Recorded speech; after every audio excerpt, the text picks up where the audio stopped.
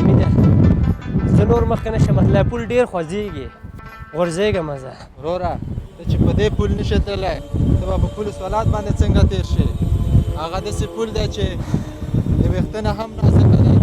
او د تورې نه هم تېره دی نو هلته انسانان څنګه تېرېږي حمیده وروره هلته د الله په فضل او کرم او په خپلو اعمالو باندې تېرېږي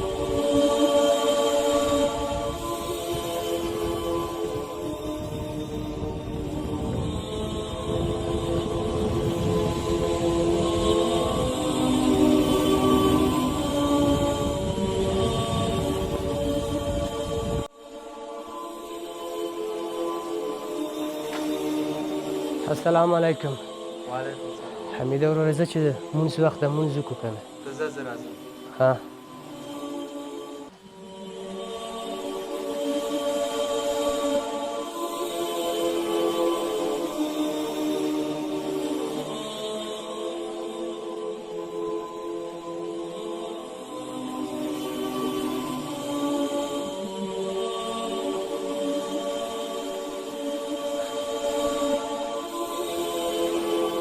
حمیده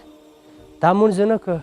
نه ولا زه موبایل کې مصروف ما خو مونځ وکړو که نه اوس خو مونځ قضا شو ته راځه ما سره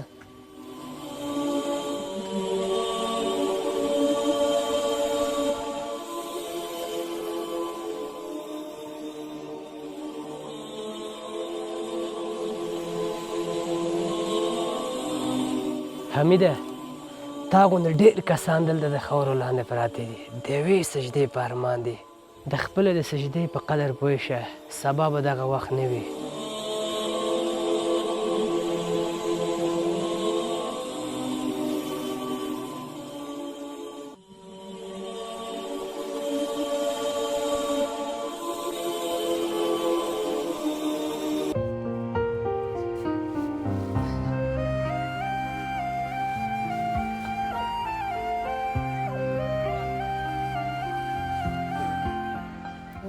اذان شد والله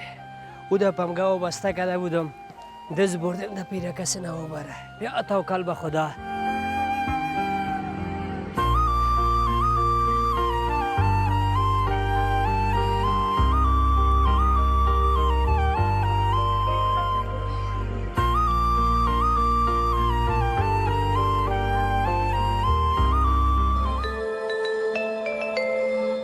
اوه هی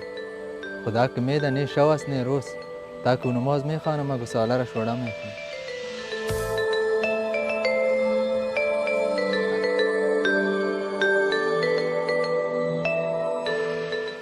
نورگل نماز میخوانه فکر میکنم دوست نگاه میبره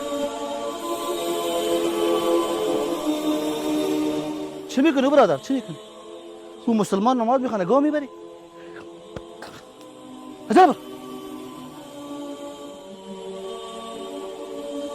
نورگل جان نماز خواندی